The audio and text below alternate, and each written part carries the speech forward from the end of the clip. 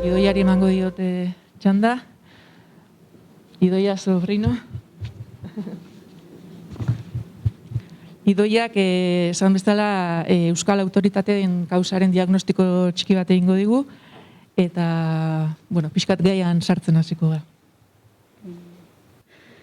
Egunon denei, nik hitzaldia xutik nahi nuen, baina grabatzen nahi garela eta mikroak onduta hola, ingutola iarrite, espero dut hala ere dinamikoa izatea eta inorrez aspertzea. Mila esker lehenik eta behin nire lankide edo lankide kidei egin duten agurragatik, arraskonten gaude gaur hemen bildu izanagatik, eta urteak dira EAL Euskal Autoritateen lan taldearen ekimena martxan dela, baina nolapait gaur atratzen da plazara eta pixket urduri gaude ez, eta ez dakit datengatik ikasturte bukaera delako edo pixkat azterketa moduan hartzen dugun hau, baina espero dugu gainditzea eta nota desente atratzea. Egunari hasiera emateko eta behin denak agurtuta, eta mila esker Lore aurkezpenagatik, neri tokatzen zaitena da solastea diagnostikoai buruz, ez? Eta hortako pixkat azaltzea nola heldu garen gu onaino. Etxean hau nola azaldu pentsatzen nahi nintzela, erraten nuen, nola bildu hitz gutxitan urte, hamarkada eta kasik mendeetan pastu dena, ez? Ze azkenean pixkat mendeetan pastu denaren ondorioz gaude gaur hemen. Izan ere, 21. mendea denuntan oiniken euskaraz solasten garelako gaude gaur hemen. Eta zer da euskaraz solastea, euskaraz bizitzea? Gaur egun hizkuntza gutxitu batean bizitzea da.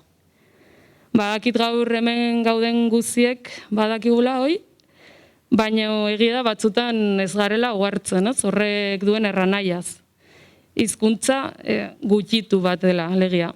Batez ere hegemonikoak diren bertze bi hizkuntza hondirekin batera bizi garelako normaltasun osoz edo. Eta hau da, pixkat gura normaltasuna. Ez dakit irakurtzen duzuen, hau da, Ogaxo Katxe 28 aldizkari sariterikoan egintzen bineta bat.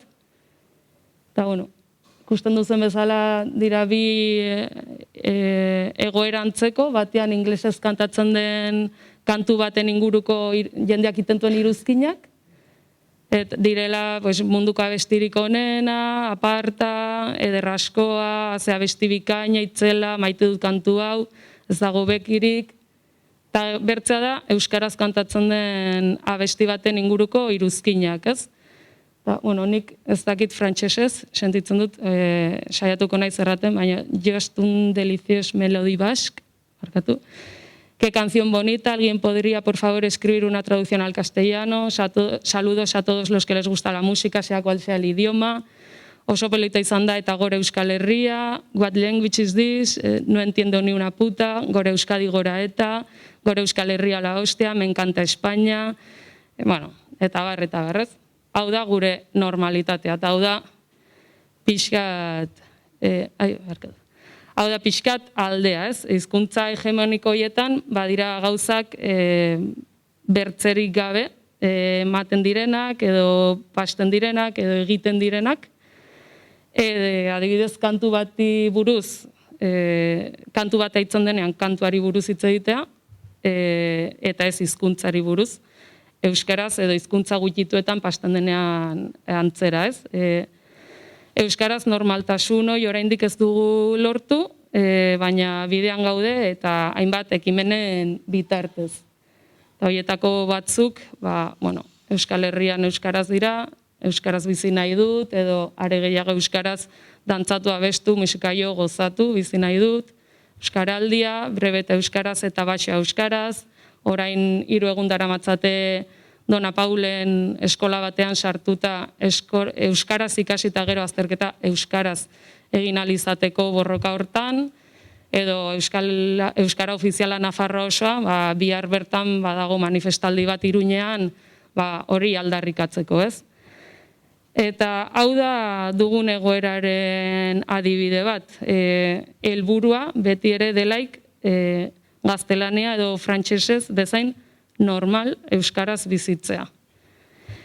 Hau den erraten dut ohartzeko zer den hizkuntza gutxitu batean bizitzea, ez? Gure kasuan euskaraz. Eta da pixkat esfortzu estra hori egin behar izatea erdaretan berez eskaintzen zaigun egoeratan egon ahal izatera iristeko. Horrei guztiai euskalgintza deitzen diogu, eta, pixkat konturatu gaitezen euskeraz hitz bat dugula hau dena adierazteko, frantsesez eta gaztelaniaz baliokiderik ez duena. Hau da, hizkuntza horien kosmobizioak ez du halako hitzen beharrik, euskarak aldiz behar du. Eta hainoikoa dugun hitz hau, adierazten dugu zenbateko arrakala dagoen hizkuntza batean bizitzean eta bertzean bizitzearen artean, ez? Laburtuz edo sinpleki errateko denbora eta esfortzu gehiago eskaini behar dizkiogula hizkuntza batean aritzeko edo lan egiteko bertzean lortzen ditugun emaitza berdinak lortzeko. Erra nahi da, esfortzu eta denbora gehiago eskainita ez dugula lortu nahi gehiago, baizik eta berdin, ez, egotea. Hoi da gure euskal realitatea, ez, gure diagnostikoa, niri diagnostikoai buruz solastea tokatzen zait, eta pixkat uni buruz ere solastu nahi nuen badelako diagnostikoaren parte, ez, hizkuntza hegemonikotan gauzak, tresnak eta baliabideak existitzen direla ikusaraztea, eta hizkuntza gutxituetan aldiz sortu behar ditugula. Eta hau, berez, ez da txarra. Txarrera hori nahi nuen bakarrik gure bure kokatzeko, bertzeik ez. Egunerokoan ditugun hizkuntza hoien artean, dagon arrakala, gezurra maten badu ere, arrakala hortaz maiz atzontzen garelako, ez? Edo nahi gabe. Bi hizkuntzak berdin tratatu nahi ditugulako oinarri eta behar desberdinak dituztelaz atzenduta. Eta pixkat irudiunekin irudikatzen da, ez? Berez, berdintasun aplikatu nahi izaten dugu, baina ikusita oinarri desberdinak dituztela, ekitatea aplikatu beharko genuke berdintasuna helburu. Oinarri desberdinetatik abiatzen garelako kontuen hartuz, emaitzak berdinak lortzeko erabaki desberdinak hartu behar ditugula. Batak bertzeak, baino bulkada handiagoa behar duelako, ez? Eta gainera oroitu behar gara beti bi hizkuntzekin nahi garela lanean. Hoi ere, nahiko evidentia eduri badu ere, batzutan eta nahi gabean atzentzen zaigulako. Eta orain adibide praktiko bat jarriko atzuet. Liburutegi batean egunerokoan maten aldeen egoera bat emanen dut, eta zuek erantzuna pentsatu beharko duzu. Orden, Lore, prestatu mikroa. Adibidez. Zenbat kostatzen da, hau da galdera, zuek pentsatu behar duzuen erantzunaren galdera. Zenbat kostatzen da irakurle bati e-mail bat idaztea, eskatzeko itzuli gabe dituen pelikulak liburutegira bueltan ekartzeko. Hoi da galdera. Zenbat kostatzen da irakurle bati e-mail bat idaztea. Pentsatu, zenbat izaten alden, zenbat denbora, eta altxa 5 minutu bizkuntzatan. Ados. Fernando? Guk ez dugu lana hartzen. 0 minutu.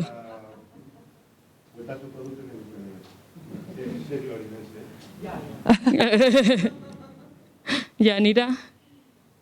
Ni plantilla bat egon, izena, Eta plantilla idazterako momentuan, zenbat minutu. Bueno, 50, pixkat horrez, egiltzen gara. Eta nerek errandu, baina e-maila elebiz idatzi duzu, edo pentsatu duzuenean, e-maila elebiz idatzi behartzenean pentsatu duzu, kalkulatu duzu horrek zenbat kostatuko zitzaizuen, edo kalkulatu duzu hizkuntza baten idazteak zenbat den, edo bi hizkuntzetan zenbat kostatzen duen, ez? Batzutan, evidente duri baldin badu ere, normalean lan batiteko hartzen dugu, kostatuko zaikun denbora kalkulatzen dugunean, hizkuntza bakarrean pentsatzen dugu. Edo nagusiek denbora kalkulatzen dakutenean, hori ere bai pasten da, hizkuntza bakarrean pentsatzen dute, naiz eta gero emaitzak elebiz nahi izaten dituzten, edo nahi izaten ditugun, ez? Herrialde libuduenean bizi garen ez. Eta, bueno, pixkat ohartzeko ez dela berdina, lana bi hizkuntzetan egiteak ere bai, denbora desberdinak eskatzen dituela ohartzeko. Badakit evidentea dela, baina batzutan ongi dago azpimarratzea, egunerokotasun hortan atzentzen garelako, ez? Eta gero beti biltzen gara, ezin iritsi, ez dakula denborik maten, eta bada ere bai, pixkat honengatik, bertzarrazoi batzungatik ere bai, baina bueno, honengatik ere bai. Eta hoixen, pixkat kontzientzi hartze hortan sakontzea igual falta dela, ez? Nola baiterrateko. Eta erranen duzu, bueno, eta unek denak zer du usteko gaurkoakin. Eta nire erantzuna da, pixkat dena. Gaur honaino heldu gara preziski euskalgintzaren eta normalizazioaren bidean mugarri berri bat jarri nahi dugulako. Hortako sortu da Euskal Autoritateen lantaldea, ez? Hizkuntzaren afera transbertsala den nenean, logikoki, bibliotekonomia eta dokumentazioaren esparrua ere ukitzen duelako. Eta zehazkiago, autoritateen gaia ere ukitzen duelako. Gaurko hitzaldiaetan ikusko dugun bezala, hizkuntzaren ikuspegitik, oraindik ez dugu normalizazio hori lortu, ez? Eta hau ere bada diagnostikoa. Izan ere, normal erran nahi du, tresnak bertzeik gabe eskuragarri izateaz gain, hizkuntza modu bateratuan erabiltzea ere. Hau da, Maulen, Lyonen edo Parisen frantsesez katalogatzeko informazio iturri berdinetara jotzen duten moduen, Maulen, Tuteran edo Elorrion euskaraz katalogatzeko informazio iturri berdinetara jotzea. Oioniken ez da pasatu, ez? Jakina da liburutegiak kultura eta jakintza eta orokorrean ondarea bildu eta zabaltzeko erakundeak direla, eta biltze prozesu hortan eta modu bateratu hori bilatu nahian, gaztelaniaz eta frantsesez badago zeri eutxi bibliotekonomiaren munduan, ez? Aipatu bezala, frantsesetik laniteko hor dugu BNF-a, eta gaztelaniatik lan egiteko BNE-a, Frantziako eta Espainiako liburutegi nazionalak. Euskararen alorrean Euskaltzaindiak lan izugarria egin du eta egiten du, baina hizkuntza bera arautzea zaratago, informazioa biltzearen normalizazioaz ari gara gaurkoan. Parisen eta Madrilen gainera, Frantzia eta Espainiako ondare guzti hori biltzen dute, jada, euskal ondarea barne. Baina, Axularrek erranen zuen moduan, bi partetan partitua eta bereizia. Eta bi hizkuntzetatik abiatuta, bat bera ere euskaraz delaik. Badira, noski Euskal Herrian ere lan noi iteaz arduratzen diren erakundean, baina kasu hontan administratiboki 3 partetan partituak eta bereiziak. Eta pixket hori da afera, ez? Administratiboki bereiziak egon arren, kulturak eta ondareak ez dutela muga horiek ezagutzen, ez? Eta hizkuntzaren ikuspegitik Euskal Herri guztien eta diasporan presente dagoen hizkuntza dela, baina bibliotekonomiaren ikuspegitik orain arte bederen ez dugu modu bateratuan zaindu. Zaindu dugu, nola ez, administrazio bakoitzak lan handie induelako eta meritu hoi ezin zaio inondik inora ukatu, alderantziz eskertzekoa da, Baina gaur-gaurkoz ez dugu oraindik ere lortu modu bateratu hortan aitzea, ez? Edo bertzitz batzutan erratea, erranta Euskal Herriko Liburutegi Nazionalaren utxunea oraindik ere faltan sumatzen dela. Bertze hizkuntza gutxitu batzuk bai badute, katalana kasu, baina gurean oraindik ere utxune hori nabaria da. Liburutegi nazional baten bete beharrak haunitz dira ondarea eta kultura gordetze lan hortan, eta egia da gure aurretik ere Joan Albert Mintegiko kideek fuerte lan indutela Euskal Herriko Liburutegi Nazionala sortzea helburu, ez? Eta administrazioetatik ere hainbat erantzun jaso izan dira, baina orain arte ez da hitzarmenik sinatu Euskal Elkargo, Nafarroako Gobernu eta Eusko Jaurlaritzaren artean. Hortaz, gabezi hortatik, bakoitzak bere lana ahal izan duen moduen iten ibili da, geroko hitzaldietan aituko dugun bezala, edo bakoitza bere aldetik normalizatzen saiatu da, ez? Eta hau da pixkat gaur egun dugun egoera euskaratik. Bi adibideekin erakutsiko datzuet, hau nola garatu den, bakoitzak bere aldetik induen lan hortan, eta bat izango da Katalina Nafarroko erreginaren adibidearekin, dela hizkuntzaren ikuspegitik Euskaltzaindiak bai arautu duen izen bat, eta araututa egon arren gero hori katalogoetan nola islatzen den, eta bigarrena da garaikideago den autoritate batena, Euskaltzaindiak arautua ez daukana. Hemen ikusten duze, Espainiako Liburutegi Nazionalak Catalina I reina de Navarra bezala arautzen duela, eta Frantziako Liburutegi Nazionalak Catherine de Foix, Urteak eta Reine de Navarra. Sentitzen dut euskara, baina ez dakit frantsesez. Beraz, bi modu desberdinetan arautua dago.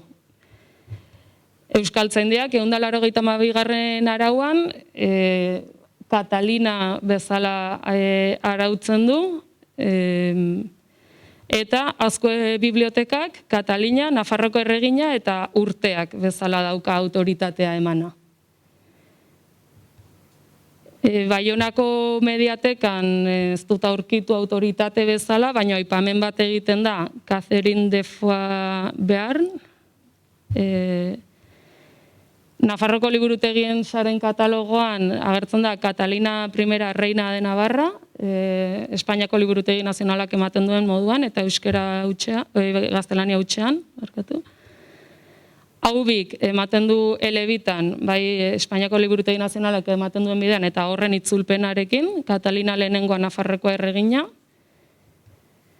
Berriak ematen du Catalina Foixkoa, eta ez Catalina Foixekoa, edo, aipatzen du. Wikipediak ematen du Catalina lehenengoa Nafarrokoa, eta gero kale izendegian, ikusten dugu Catalina Foixkoa, Iruñean, gero kendu zutena, baina, gero hola arautu zuten, eta literaturan, Foix edo Foixeko Catalina bezala. Hau da, frantsesez arautua dugu modu batean, gaztelaniaz bertzean, eta Catalina euskalduna izanik ere, euskaratik ez dago, arautua dago hizkuntzaren ikuspegitik, baina gero katalogoen ikuspegitik ez autoritate bezala ez dago emana, eta modu guzti hontan agertzen zaigu. Eta seguraski katalogo gehiagotan bilatzen badugu, modu desberdinetan aterako da. Bertze adibidea da Odei Barroso. Odei Barroso, Lapurtarra, Espainiako Liburutegi Nazionalean Barroso Odei bezala agertzen da, Frantziako Liburutegi Nazionalean ez da agertzen, ez da autoritate bat, oraindik ere.